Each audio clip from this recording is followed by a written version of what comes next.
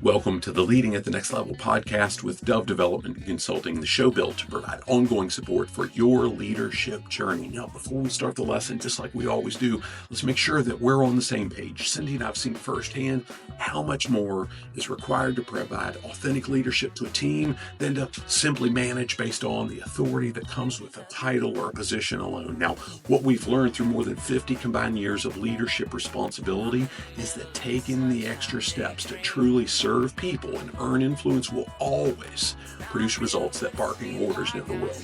If you'll stick with us to the end of this episode, we're going to share how you can get a complimentary trial to a resource we've built that's like nothing else you've ever seen. With all that in mind, time to get to work.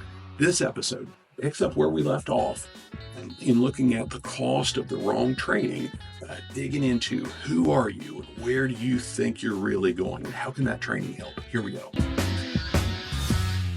Now that we've looked at how much profitability is wasted when organizations spend money on the wrong training, or even training that really isn't absorbed or applied, let's get serious about the approach that we can take to make sure we're providing the right tools, the right training, if you will, for our team members, for the current roles and the roles that they'd like. I'm stressing that they'd like to move toward in the future. Now, while this isn't all that complicated, it's not going to happen without intentional and very focused effort. And that's our responsibility as leaders.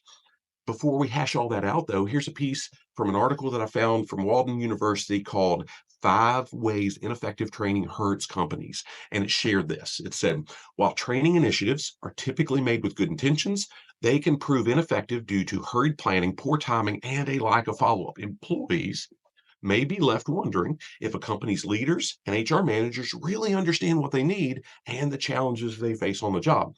And when training requirements are passed down from above, supervisors may also experience frustration with poorly planned programs. When training time feels wasted, no one is happy and no one benefits. It closed by saying, while it may seem that some training is superior to no training, the truth is ineffective training hurts companies in several tangible, say that again, several tangible, far-reaching ways. Because we've talked about with each of these profitabilities, how tangible or profitability killers, how tangible this all needs to be. After presenting a lesson a while back, I ended up titling Increasing Profitability Through Clear Career Paths with a group of business owners from an industry peer group that we support, where I covered the importance of providing targeted training and development as part of a recruitment and retention strategy. The CEO of that industry group followed up by asking me a question that I've heard more business owners and executives allude to than I can count. He just did it in a way that was open and clear. Most folks just allude to it or beat around the bush to get to it. He said, why should an owner invest in developing a team member who could take that training and get a better job with a competitor? Well, gosh, I certainly understand the concern that question's really based on. My reply was, gosh, it's better to risk that than I have a whole bunch of employees who aren't trained good enough that anybody else would want them, right? I went on to explain how making that investment into our team members, it shows value and it often earns loyalty. I also emphasize that the importance of being very, very clear about how they'll be expected to apply the training and rewarding their process or their progress when we do with, say, additional opportunities within the company and compensation. And let's be honest here, if we're not providing those opportunities and compensation when we've trained them, can we really blame them if they look somewhere else? And I don't think we can. Now, with that in mind, we can't assume that forcing somebody through any given training session is automatically going to yield results. As that author of the Walden University article shared, providing the wrong training comes with far more cost than just the times and the fees. And it ties back to several of the other profitability killers we've looked at leading up to this point. Now, without a solid plan to ensure that the training fits the participants' needs, we're likely better off keeping them engaged in the work that they're required to do on a day-to-day basis in their regular role. This is where we need to be able to answer these questions. Who are you and where do you want to go for every single member of our teams? Now, don't miss my point here. I'm not suggesting that we walk up and we ask them directly, but as leaders, we most certainly should be building relationships with each member of our team that are strong enough to provide us with the answers to both of those questions specific to their career and their life. When we have this kind of understanding about what they'd like to achieve Any training that we provide can be really tailored to helping them do those things. Now, then it becomes as simple as determining who can most effectively deliver that training. I'm not going to speak for you, but it sure seems like my parents became exponentially smarter as I moved from my late teens and early 20s to being an adult who had to be responsible. So much more of the advice that they gave me, it resonated and I could apply it immediately. What I can't understand, though, is why it took them so long to get there. Gosh, why weren't they smarter sooner? There were plenty of times when I was a teenager that I really could have used that wisdom. I have no doubt that I was indeed given as much or probably even more of that necessary wisdom and guidance in my teens, but I paid so little attention to it because I already knew everything I needed to know, right? And my guess is if you've got kids, you've already experienced that from the other side, or you will soon enough, right? Now, in many cases, we all need an outside voice if we're really going to be able to hear a given message. A while back, maybe a year and a half ago, my son started talking about the possibility of changing jobs. And that's one of the reasons that I contacted several friends who in businesses in different industries to provide him with input on career opportunities in those industries that he might not have heard at all if it only came from me. The other reason was that each of my friends who I connected him with had a level of expertise in their respective fields that I'm just never going to have. And they could provide him with a level of insight that I'm just not going to be able to provide him. Let's think about how that applies to providing the right training for each of our team members so they can grow in their current roles as well as into the roles that they're most interested in as their careers progress. Knowing who they really are and where they want to go is a big part of that, but we also need to consider who's most appropriate to provide them with that kind of training. Now, there are certain skill sets that can and quite frankly should be developed internally and on a daily basis, regardless of the industry. And even with the most skilled people in our respective industry, there's still going to be some times where we need to go outside. We need to get outside support for even the technical skills. Maybe new technology might change how something's done. Maybe we move into a new area of opportunity within our business model, or maybe it's just more cost effective, like sending somebody through an apprenticeship at a trade school so they learn some of the foundational knowledge that we just don't have time to teach on the job. Recognizing the right fit matters for hard skills, but it's absolutely critical for those things we often consider soft or intangible. Now, as I shared when we looked at some of the things that promotions and have traditionally been based on a while back, and how many organizations struggle to address the challenges that come when a strong team member moves into a role with leadership responsibility, developing the expertise necessary for these great team members to effectively lead the folks that have previously been their peers is rarely something that is done well in house.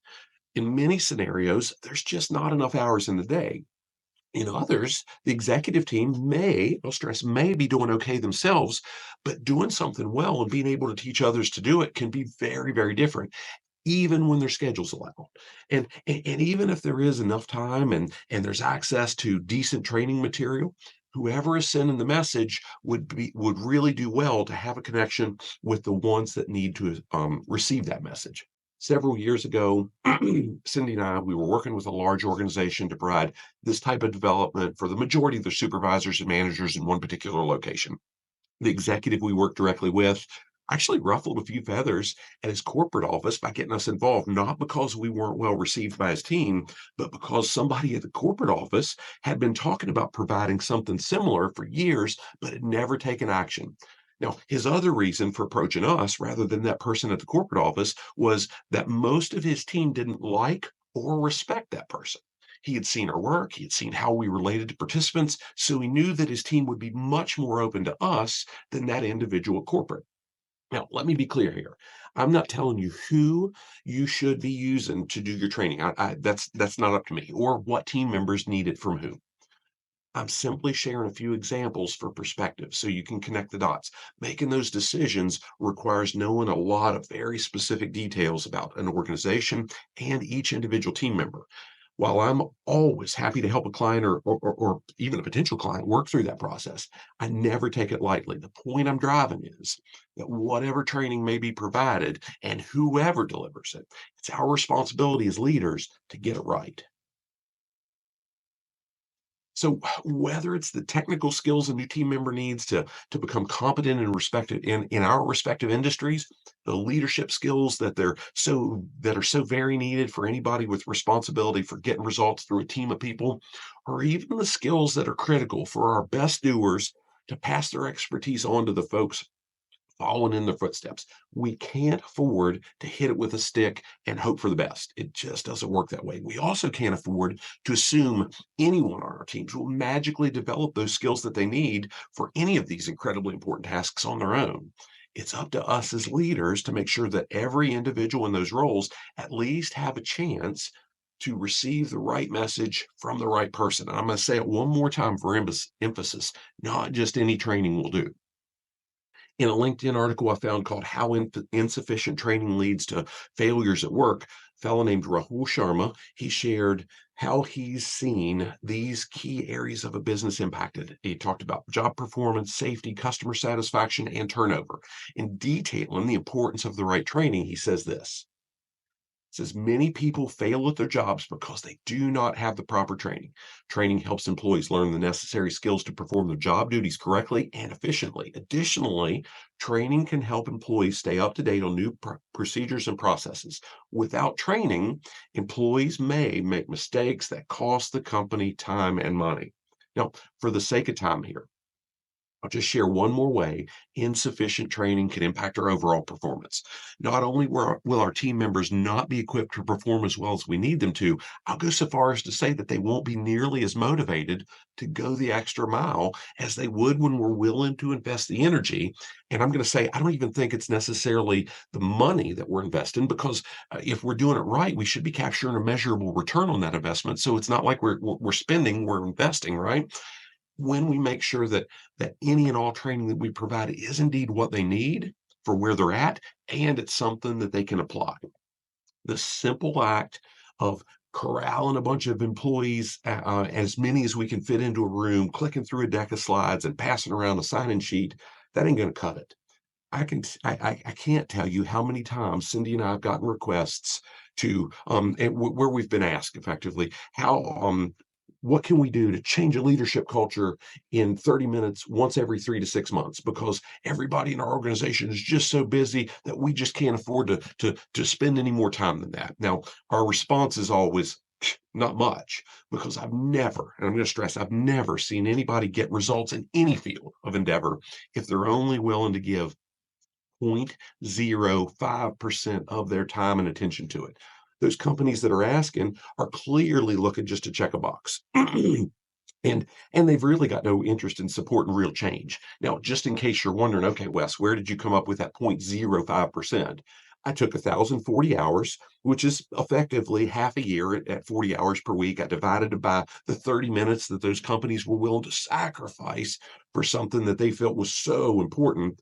And yes, that's really something we've been asked to do quite a few times. And usually it's how cheap can you do it? How low can the cost? You guys are local, and that's usually where it comes from. You guys are local, so it shouldn't cost you much to do this. Kind of speaks to how much those organizations value their people, doesn't it? Now, when we do invest the time and the energy to get it right by providing the training that our team members need, regardless of what stage they're at in their career, we should be able to measure increased profitability almost immediately. But just like making sure we provide the appropriate training needs to be intentional, we'll need to be have a very focused approach when that training is delivered and in how we measure those results. Thanks for listening to the Leading at the Next Level podcast. Next time, we'll pick up where we left off by digging into how we can make sure training truly does ensure growth. Now, if you'd like to dig deeper into anything that we've shared here, or you just need continuing education credits for your professional credentials, send us an email at admin@dove-development.net, and we'll be happy to hook you up with a 45-day all-access trial to our complete Leading at the Next Level program at no cost. That full program includes access to well over 100 hours of digital lessons, complete with slides and action-based assessments to help you capture measurable bottom line improvements in your organization, as well as live lessons each month with Q&A that are never recorded. And we really help you dig into the specific action steps that you can take to lead your team more effectively.